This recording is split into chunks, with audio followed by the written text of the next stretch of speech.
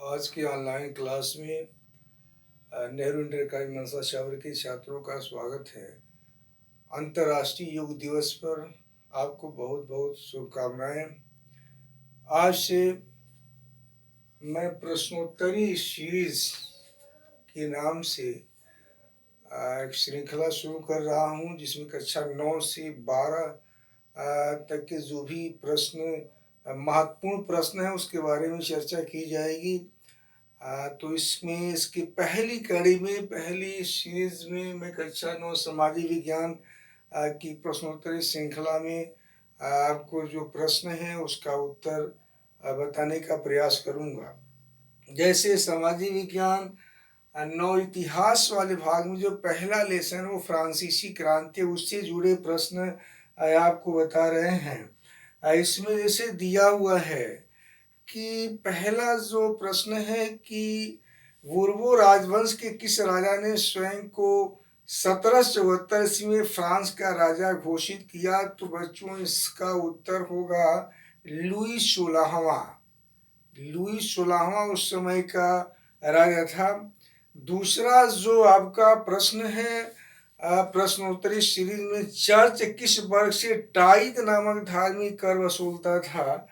तो टाइद जो कर था वो पादरी वर्ग, वो जनसाधारण में जो 3 स्टेट बटे हुए थे, जनसाधारण वर्ग से टैक्स या कर वसूलता था।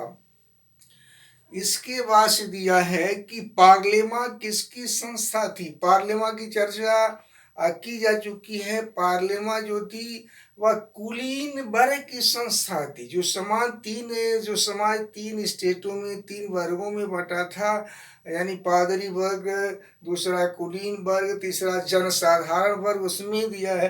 तो उसी में बताया भी गया पहले कि पार्लेमा जो है वह कुलीन वर्गों की संस्था थी। अगला क्वेश्चन है कि कॉन्ट्रैक्ट या सोशल कॉन्ट्रैक्ट नामक पुस्तक किसके द्वारा लिखी गई? तो सोशल कॉन्ट्रैक्ट पुस्तक कह सकते हैं कि लेखक कह सकते हैं रूसो, जो दार्शनिक थे उनके द्वारा लिखी गई, रूसो द्वारा लिखी गई थी।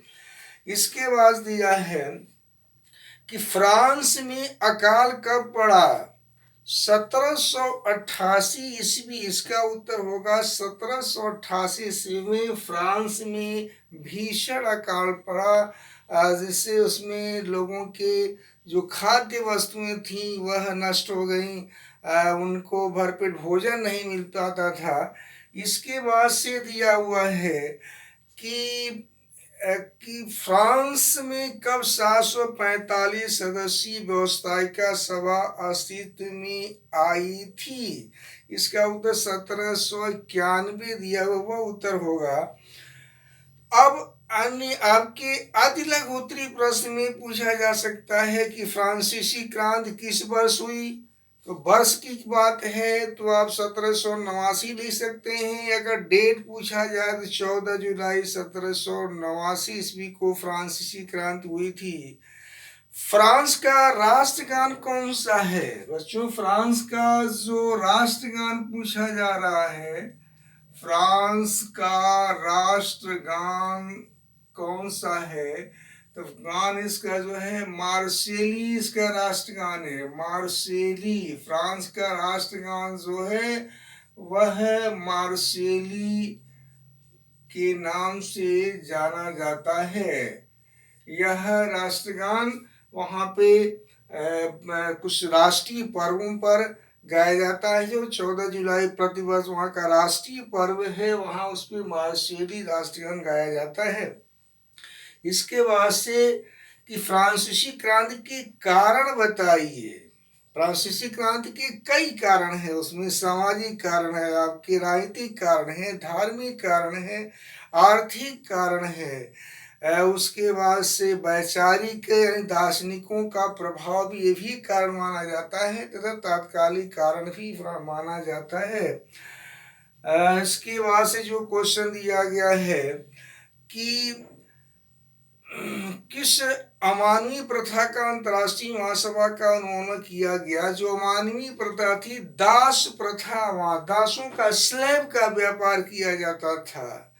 फ्रांस द्वारा जैसे अमेरिका महाद्वीप से, फिर आपके अफ्रीका महाद्वीप से यह दासों का कह सकते हैं कि व्यापार किया जाता था। यानी वहाँ से फ्रांस के जो आपके कुलीन या धनी वर्ग व्यापारी वर्ग जाते थे, वहाँ से दासों का स्लेव का व्यापार करते थे, जो बागानों में काम करते थे।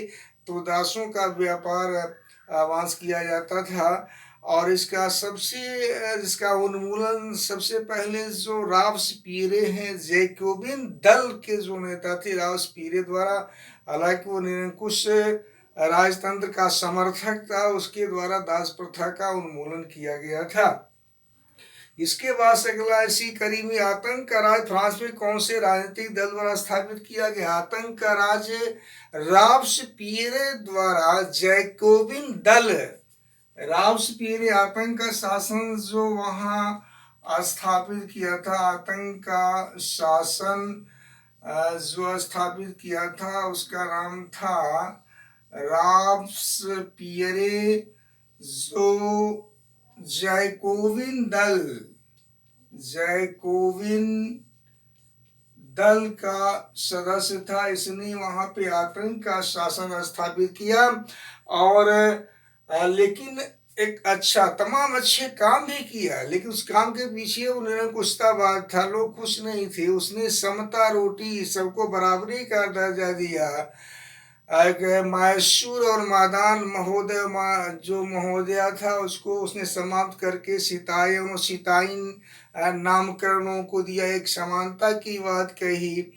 उसके बाद 100 कुलात जो ब्रीचेस था वहां पे पहनावा था घुटनों तक, वहां जो वहां के संपन्न वर्ग के लोग पहनते थे, कुलीन वर्ग के लोग पहनते थे, ब्रीचेस नाम था। उससे अलग करने के लिए उसने कि 100 कुलात एक पहनावा था जो घुटने तक, जिसमें घुटने तक नहीं, पूरे लंबी धारीदार लोग पतलून पहनते, उसे 100 कुलात के नाम से उन्हें नामकरण किया।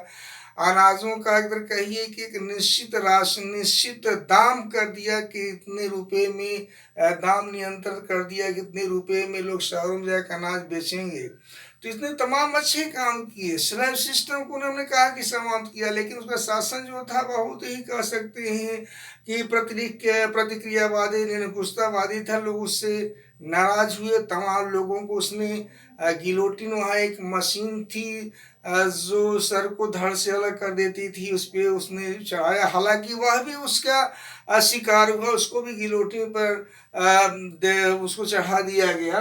तो यह आतंक का शासन जो फ्रांस में था वह 1793 और 94 में स्थापित हुआ था राब्सपीरे द्वारा। यह परीक्षा जिससे महत्वपूर्ण हो सकता है या महत्वपूर्ण है।